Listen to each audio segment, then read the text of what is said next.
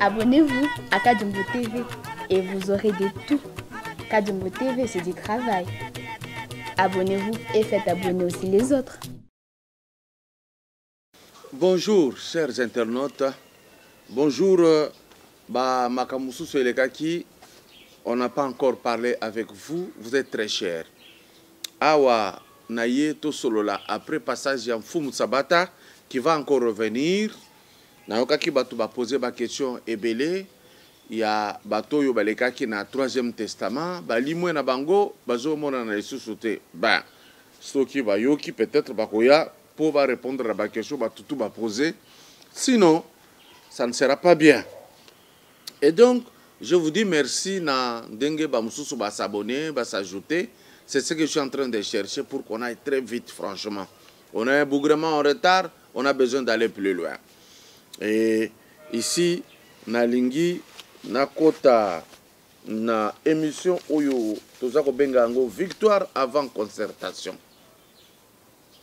Pourquoi Tobengango victoire avant concertation? Parce que sincèrement, na ba début, tant que président de la République, abandi Moutsala Sika, abandi coalition Sika, to monaki azako déplacé pe accueilli et Sika autorité morale ya ngambu kuna azali. Na monaki kokuta na bazo solo là parce qu'il était de très bonne foi. Et puis après, ba saboter mingi, bango ba monaki tango azaoya azakoya, balobi que ici c'est rien, nous allons maintenant nous amuser avec. Alors là même, je pleurais toute la nuit, je disais, bon Dieu, comment on peut avoir les gens à FCC dans mon thème à Boye? Qu'est-ce qu'ils ont mangé pour sacrifier leur propre pays? Batika Ekende. Qu'est-ce qu'ils cherchent à faire? Ils cherchent à satisfaire qui? Ils cherchent à faire du plaisir à qui? Est-ce que batalaka pays na bango ngambu na ngambu tango bazako tambola bazako mona nini? Alors, après un an, tango mokonzi alobaki na ngambu kuna na voyage, alors 2020 eza année à action, c'est-à-dire à étudier qui adversaire. Alors kaka c'est rien. C'est l'homme qui a peur. Effectivement, la peur a changé de camp. Les loyo et comme bango batinda kana basina mibali baya ko bonde la président Félix pour qu'il y ait la coalition. Mais quand vous avez commencé la coalition, bon ça qui président de la République du noir et du blanc, du rouge et du violet. Bola kisaki na se alokolo. Bozala ki wana omoni bazako seka. Tout le monde disait des bêtises envers le chef de l'État. Nous y reviendrons. Nous allons commencer à nous poser la première question. Pourquoi Olengankoi azako luka que concertation d'enge zali amoni yango biente ye Olengankoi azako luka que président Félix Tshisekedi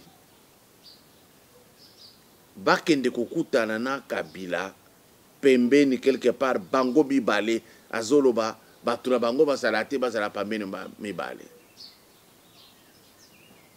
Olengankoi, vous pensez que caractère ya Kabila na makambo basali Félix depuis comme président de la République, vous pensez que le président Tshisekedi va la cautionner ça. Est-ce que ça les ya makambo ya bato FCC na autorité morale la bango ezali kambo kozala pembeni pour changer? Non, plusieurs fois bakutana ki pembeni, mais méthode ya adversaire en face eza ya pourrissement kolekisela moninga temps yango no mona ki tango akepa akenwa dondo ba se retrouver makila elingani ba lobby. Il reste encore combien de conseils des ministres? C'était pour se moquer ya moninga naye. Oh, ezaki de bonne foi. Joseph Olenga Nkoy, est-ce que makambo uti na munoko na ekoki ozala sérieux? Tika nga na rappeler population congolaise.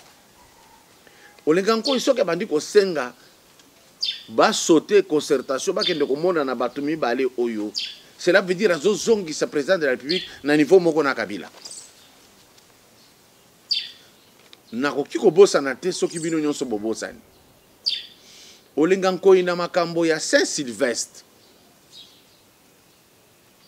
nde abetaki ku Félix Soyo Tshisekedi bozomo na président de la République. Olenga Nkoy abetaka eku ake kosala rassemblement mususu kuna abimaka chef ya rassemblement wana. Tango ake kosala yango akooperaki kaka na Kabila oyo bazwi Sami Badibanga ba placer comme premier ministre. Kaka Olenga Nkoy oyo nde ayeki kozwa disco Bruno Tshibala ba placer premier ministre. On ne peut pas oublier. Cela veut dire proposition oyo ya monsieur Olenga Nkoy ya que président Félix ba monana Kabila pembeni ba solola sans que bato na bango bazala te. Non, ça ne se fera pas. Ça sert à quoi? Ba monana plusieurs fois. Oyo nde ko changer nini? Kabila zalaki kaka soki amoni bakene na ba coincé ala kisi ko seka ya chaque jour mais ya lukuta. Après batuna ye na pembeni baza ko saboter. Kabila ne disait toujours rien. Et ce n'est pas aujourd'hui que et loko zota na munoko Olenga Nkoy. Yemoko Olenga Nkoy alobani. Tout ce qui sort de la bouche de caméra est bassage. Ce qui est vérité, c'est seulement bonjour. Le reste est bassage. Mais ndenge moko na ye. Koseka koseka bona boyena chisuba wana c'est rien. Makambu na ye za mususu. Aza mutoyo, aza kobeta pe match à se retrouver. Imaginez. Senza wana azati lelo tina na yango nini. Parce que makambo ya kora Saint-Sylvestre et si là nango kala élection chez Salemi et comme makambo mususu so totally bien, c'est parce que tout simplement président Félix Tshisekedi monté ma monnaie le kaki 12 et il ko na balinga ngo il faut pas ezala tina na yango na monite ezanini. Alors nous devons faire attention na bato ba opesa ba idée abo bande ko nanga na minute oyo ekamusi ngai batie stop na gouvernement Ilunkambo. Pepe amoni ko fanda na ndako ekomi difficile. Alingi abima na actualité comme si alingaka pays oyo. Ilunkambo était là avec des passes en or. Oh ba pesa le président Félix Tshisekedi. Musala na nyonso Ilunkambo ezaki ko sala ba sabotage.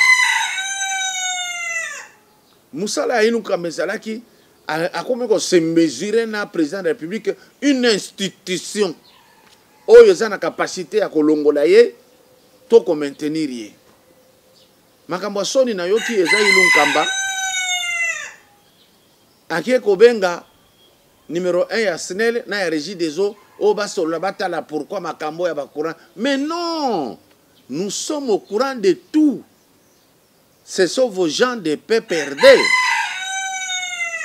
Tout ce qui se passe, c'est du sabotage. À l'exemple ici, na monga fula soko ken na régie des eaux, maïezali. Mais besoin mot d'ordre de couper sa population maïti. Ce n'est pas en causant au lingo ça l'assemblée neti oyeba quitté maintenant au lingo sur la bango ota la situation zandengeni. C'est faux. On connaît le jeu de PPRD. On connaît l'esprit de FCC. C'est l'axe du mal. sincèrement, s'il y a mon point de vue, tika na yo kosala misala wana na ebi que oyo so zui ndambu ozonga na chômage. C'est ce qui vaut le mieux pour yo. Peut-être que foutre la ndako na yo abatete là par les partis politiques. Et connaissant ces gens, ils vont dire nous avons fait de toi le premier ministre, au fout sa bisoté. Alors, ce qui totali bien engouement et sali pour la concertation.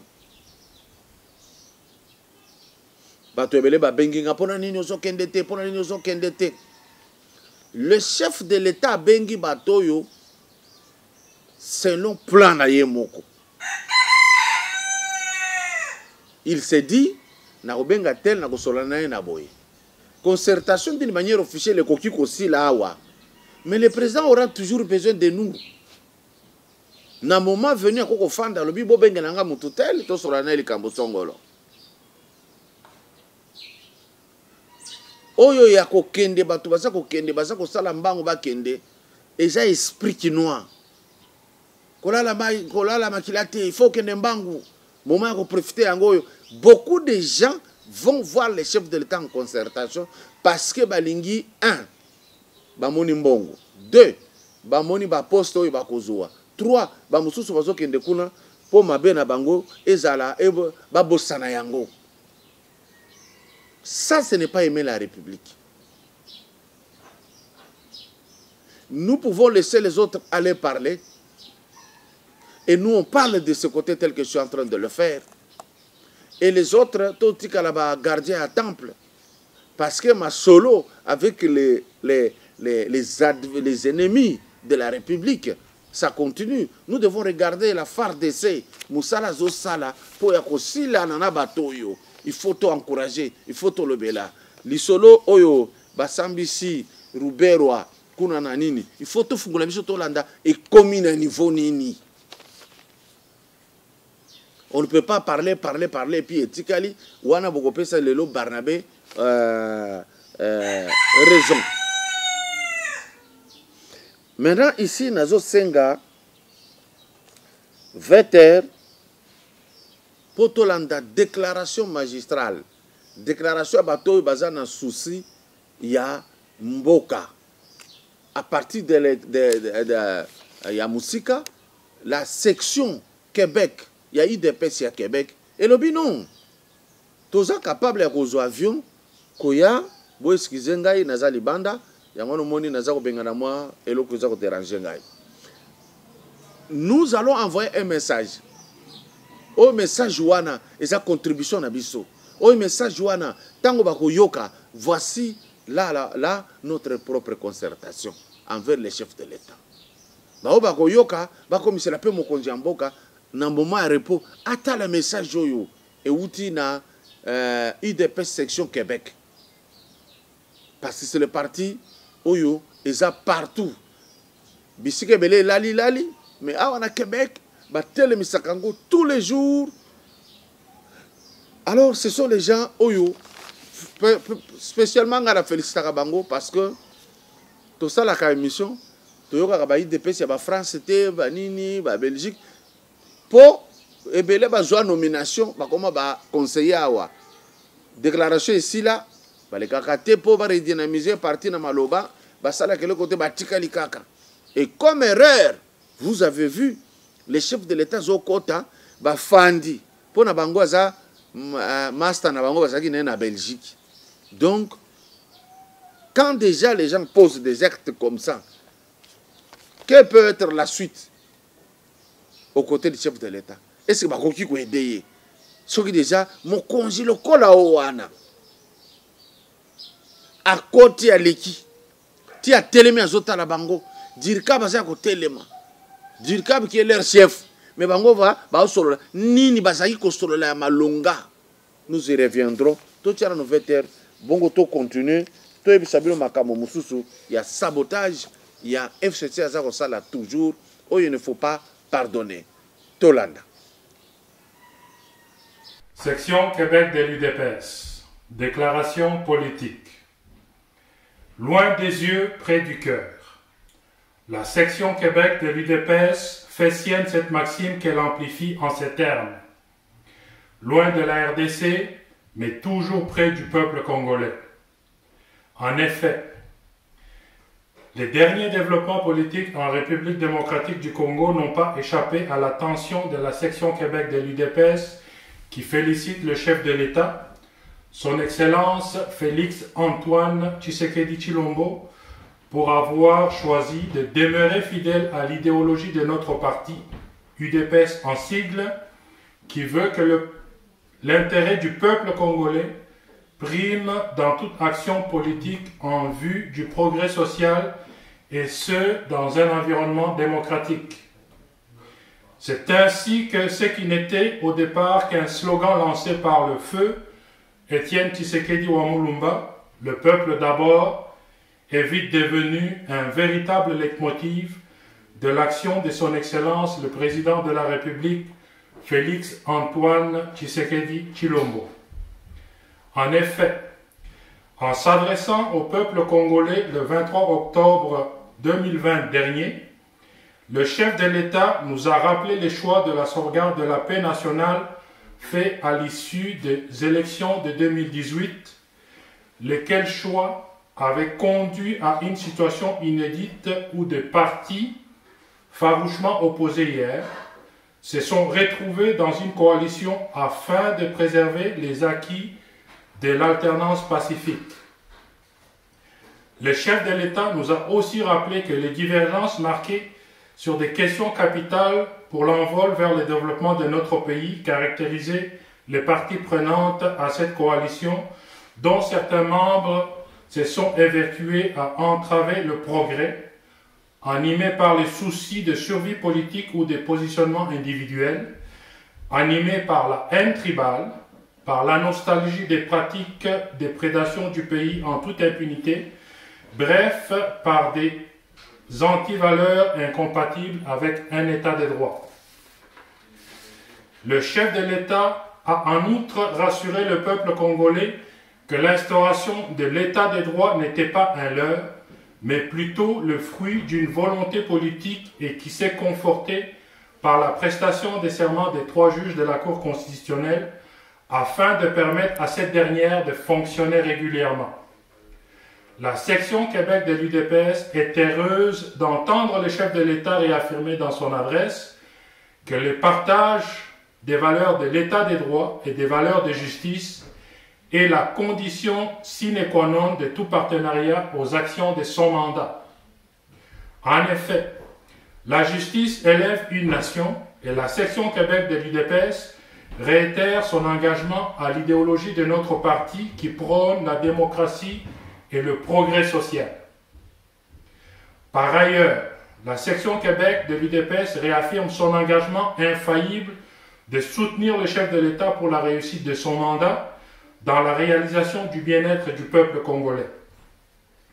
La section Québec de l'UDPS se félicite en outre de la ligne de conduite qui du reste demeure en accord avec la recommandation du chef de l'État faite à la diaspora en général de ne pas se lancer dans la course au poste politique, mais plutôt de contribuer par des projets concrets à l'amélioration du bien-être du peuple congolais. En effet, la section Québec saisit l'occasion de cette déclaration pour rappeler la pertinence des projets qu'elle a initiés et qui ont assurément permis d'accomplir quelques réalisations. La section Québec saisit l'opportunité de cette déclaration pour remercier tous ses partenaires politiques et économiques au pays, ici au Canada, tout comme au pays, et qui sont d'un apport essentiel pour son efficacité. Étant une amatrice des actions concrètes, la section Québec de l'UDPS félicite les acteurs politiques qui ont déjà embarqué dans la logique des consultations initiées par le chef de l'État en vue de la création d'une union sacrée pour la nation. La section Québec de l'UDPS encourage les acteurs politiques et ceux de la société civile congolaise qui hésitent encore à embarquer pour un nouveau décollage du pays, de ne pas céder aux forces négatives qui œuvrent pour maintenir notre pays dans la précarité et dans l'instabilité, mais plutôt de s'impliquer dans les consultations lancées par le chef de l'État, de sorte que tous les fils et toutes les filles de la RD Congo qui partagent avec les chefs de l'État les valeurs d'un État de droit et de justice puissent joindre leurs forces dans l'intérêt supérieur du peuple congolais.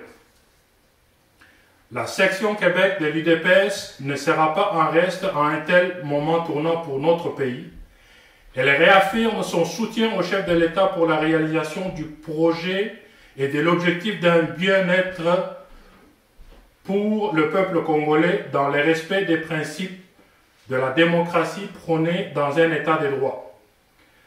Par sa position stratégique dans la diaspora congolaise, la section Québec de l'UDPS se veut un acteur efficace, comme elle l'a toujours été, et un allié de taille pour la réussite du mandat du chef de l'État, centré sur le peuple, la souveraineté nationale et la paix durable en République démocratique du Congo, mais surtout dans la partie est de notre pays. Tout en travaillant d'arrache-pied comme partenaire du chef de l'État pour la matérialisation du développement tant voulu par notre peuple et à la réalisation duquel œuvre sans cesse le président de la République, son Excellence Félix-Antoine Tshisekedi Tshilombo, la section Québec de l'UDPS appelle de tous ses voeux la matérialisation de l'union sacrée pour la nation afin que le peuple congolais soit véritablement au cœur de l'action du gouvernement et que les ennemis du peuple congolais qui entravent cet objectif de quelque bord qu'il soit n'aient plus droit au chapitre. Que vive la République démocratique du Congo et son vaillant peuple, je vous remercie. Fait à Montréal le 1er novembre, Sylvain Founi, président. Je pense que concertation ndenge ezokende.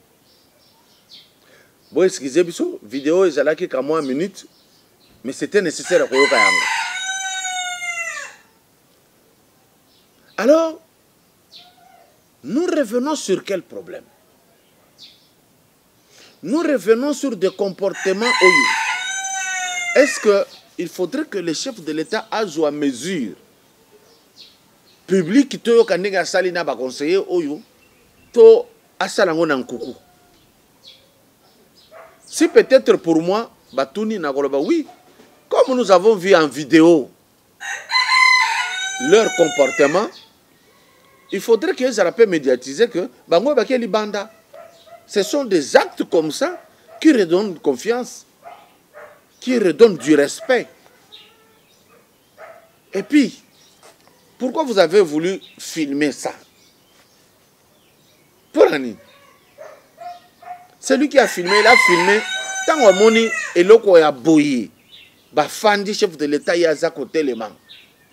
Now il a publié à saboter. Parce que biso na média, na presse et l'oko a boyé na côté à mokozi. To filmer to mona qui position ezaki mabe, to koko publier en côté. Ce qui te publié, c'est-à-dire, naba oyo ba filmaki, naba oyo ba publiaki, bango nyonso ba saboter chef de l'État. Chef de l'État a tiré toutes les conséquences. Ah, on a lingi to tchasiko 20 heures. Ya mampinga ya ekolo. Vous savez, batinda ki kaka ngoyimuke na oyo ake ko signer accord militaire avec les États-Unis. Parce que c'est le haut commandant des forces armées et police ya Congo, le président Félix Tshisekedi, ndaza ko coiffé. Alobi yo mukena va signer, il est allé signer. Mais ilun kamba oyo aye ko yeba eloko oyo na sika, ndaza ki ko boudé. Mais pourquoi ilun kamba on se poser question que mukena yeyo mutu ya kala so batindi ye wana mbango ake ya budakate yo ko boudé oza ko zongo wapi? Okolanda tunda ya kasende. Alors ici nasengi 20 heures et tchela biso image ya FARDC 20 heures. Bato ya mobulu bobeta pe bobenga na bango kasi botosa mibeko ya bitumba pe ya droit de l'homme. Peuple iturien, on vous disait que la sécurité, la paix aux Ituriens préoccupe le chef de l'État et commandant suprême des forces armées. Là, nous sommes en direct de l'aéroport de Murongo. Donc, nous sommes en pleines opérations. Bientôt, vous allez voir l'appui aérien. Le peuple iturien va savoir que la sécurité, c'est l'affaire de tout le monde. Voilà la raison pour laquelle, aujourd'hui, le ciel de Bunia sera envahi par les avions de chasse des forces armées de la République démocratique du Congo. C'est pour appuyer les opérations contre tous les groupes armés qui sont encore hostiles au processus, et tous les groupes armés seront traqués. Ceux-là qui ne voudront pas déposer les armes, ils seront traqués comme jamais auparavant. Nous allons imprimer le professionnalisme des forces armées. D'ici là, vous allez voir le Mi-24 pour un travail de titan et donner la paix au peuple iturien et neutraliser ceux-là qui insécurisent notre population. Voilà, mesdames et messieurs, on vous disait, on ne combat jamais la République. C'est aujourd'hui la détermination du commandant suprême, l'engagement du chef d'état-major général pour donner la paix aux Ituriens, c'est le souci le plus constant. Aujourd'hui, vous voyez derrière moi, le Mi-24 va faire son travail. Alors, j'appelle encore une fois tous les groupes armés hostiles au processus de la paix de déposer les armes et se rendre aux forces armées. Sinon, il n'y aura que de l'hécatombe dans leur camp. Vous allez vivre le travail qui sera fait par les forces armées de la République démocratique du Congo. On ne combat jamais la République. Allez faire déloger Bango. Pendant que ceux qui sont émission à l'élo, Bolanda eloko oyo. Le président Zosala Makambu, oyo bisoto senga kisikoyo. C'est-à-dire quoi? Kolaka ezali campagne. Basala kango na campagne électorale. Mais tango komi président de la République, kolaka biso lisusu te, banda kokokisa oyo olobaki. Soki obosana ki makamususu na campagne, sala yango kaka mbala moko to mona. Yango no moni président Félix Tshisekedi akotiseli biso ba Transco ya sika. Mais mokonzi bosala lokola matata mponyo te. Na likambo ya Transco matata mponyo kote moko azalaki nde na discipline makasi yango le Transco na ba esprit de vie ezalaki propre. Depuis akenda bazwi mulimo ya kino ekota tala babisi ndenge panzani tala saleté oyo.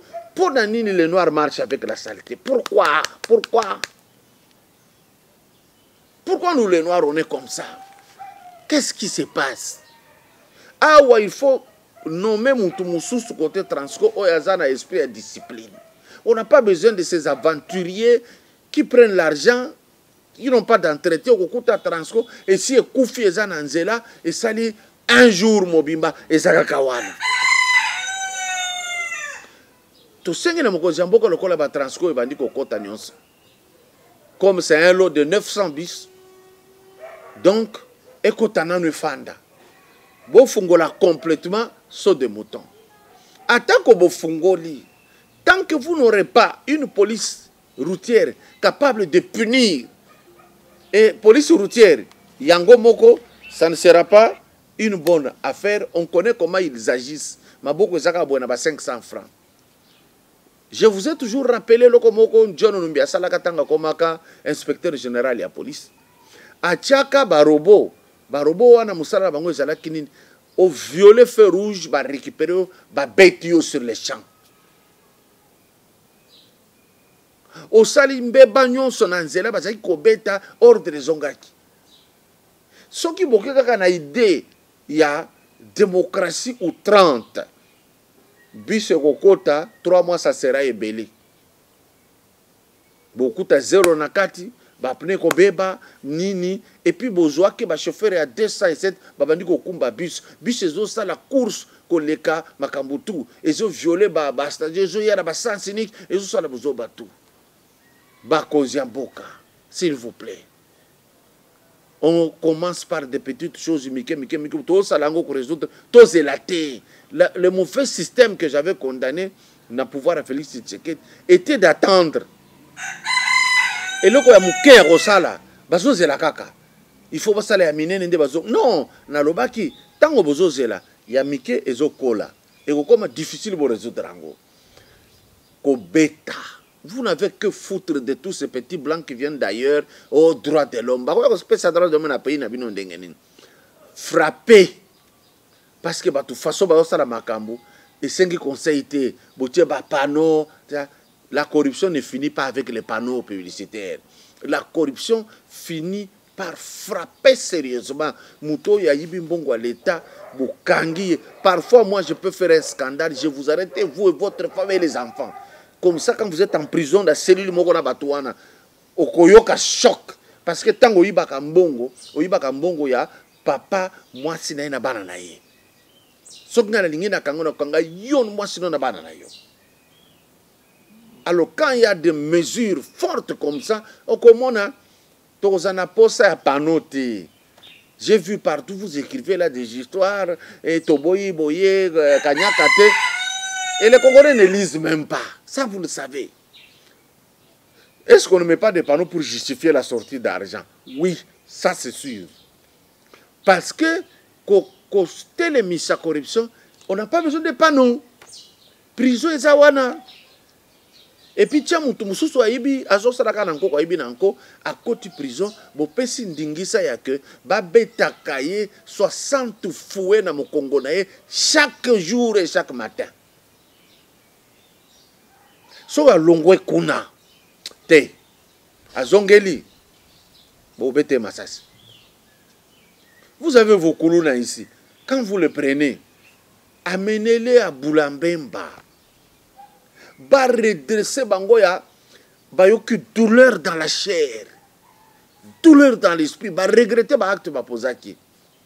Et puis ba former bango na métier. Tango ba bimi ba yeko sala métier. Mais le système au Bozosa la CAC, vous faites souffrir la population pour rien. Et pourquoi vous faites attention? La communauté internationale va dire la dictature, mais en France on frappe, en Belgique on frappe, aux États-Unis on frappe. On ne peut pas venir vous dire, vous ne frappez pas, restez tel que vous êtes. Na sengi siko vecteur, po ezalate li solo na obeta. Bon mona ba transco, ndenge si ekomi. Bon, nous sommes dans port à Boma, tout ça. Nous voir le transco que le chef de l'État a assommé le peuple congolais. Il y a un mot, ça commentaire, la transco est un ça l'effort, on a filmé il y a la manifestation, il y a le ça à mon côté qu'on a récupéré en gros. La transco voilà,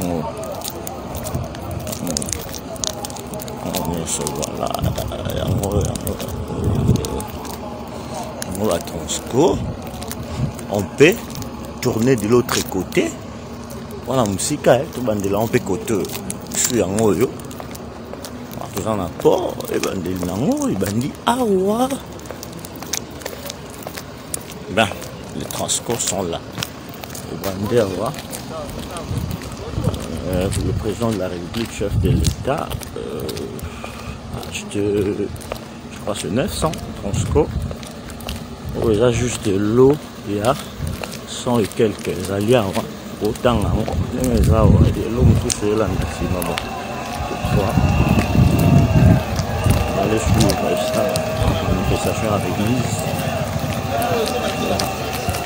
Voilà, transco à yango oyo tunaomona oyo zando matete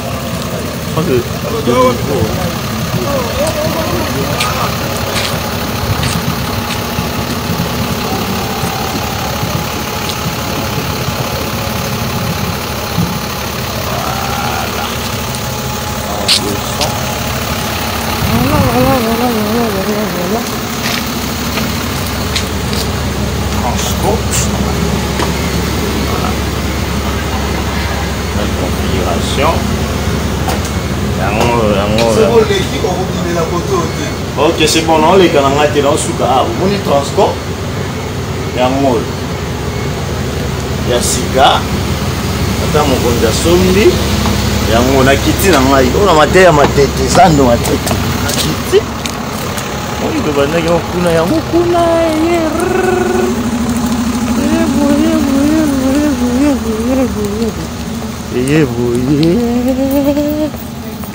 Parce que de l'autre côté peut continuer, hein. Bandit.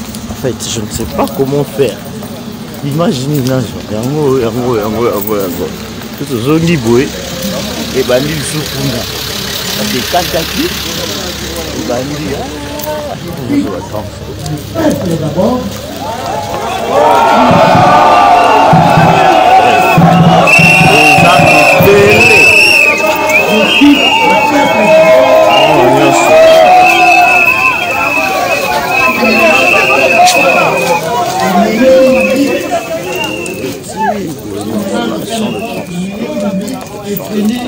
Dans la recherche du bien-être économique et social des Congolais. Nous exhortons la population et le personnel de la société Transco de faire l'usage de ces bus avec un sens de responsabilité citoyenne. Que Dieu bénisse le Congo fort, uni et prospère. Je vous remercie. Bon. Bref. Abonnez-vous à Kadjumbo TV et vous aurez de tout. Kadjumbo TV, c'est du travail. Abonnez-vous et faites abonner aussi les autres.